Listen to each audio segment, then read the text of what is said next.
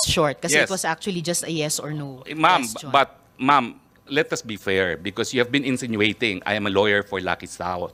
That is why. Excuse me, the chair has not been insinuating anything. The chair and the members of the committee have been asking questions based on the testimonies, sworn testimonies of PAGCOR Chair Tenco, Attorney Fernandez of PAGCOR, and other resource persons. So the resource person will not impute any insinuation to the chair. Will please just answer the questions. The chair has given the resource person okay, Your Honor, leeway then, to answer in the the questions. interest So of please answer fairness, properly. may I be allowed to dispute then the statement of the prior resource persons?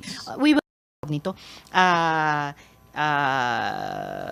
Yung obligasyon ng Pogo na Lucky Star sa PAGCOR ang pinag-uusapan ninyo sa PAGCOR.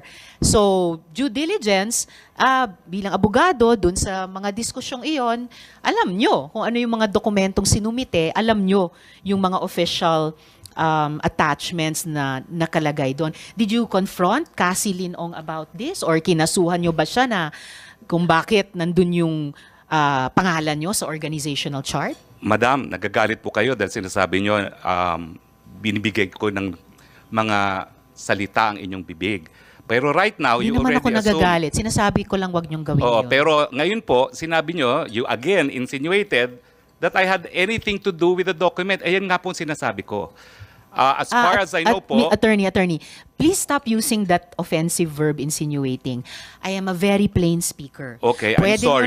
It's all right. Pwede Okay. nyo lang sabihin mali yung fact na Mali po. sinasite, tinatanggi Oo. nyo yung sinabi ng ibang resource person. 4 na taon na pong itong investigasyon. Halos wala na pong nag-i-insinuate kasi dire-diretso na pong mag-usap. Okay, so please tell the committee, kinonfront nyo ba si Cassie Linong or kinasuhan nyo ba siya? Bakit nandyan yung pangalan nyo sa organization? Well, unang-una po, nalaman ko lang na nandun ang aking pangalan nung nag-hearing po last time dito na sinabi ni Chairman Altenco.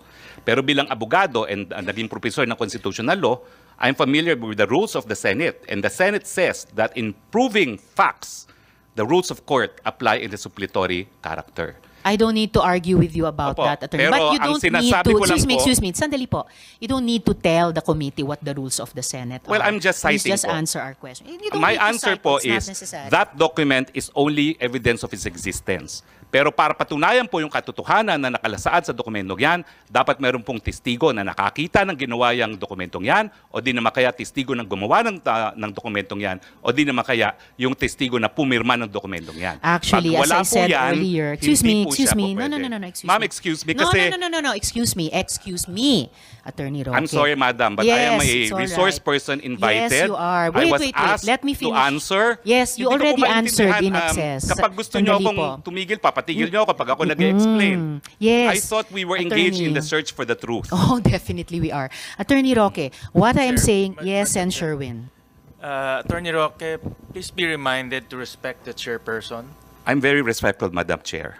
Paano respectful na nagsasalita siya, sinasabayan mo siya?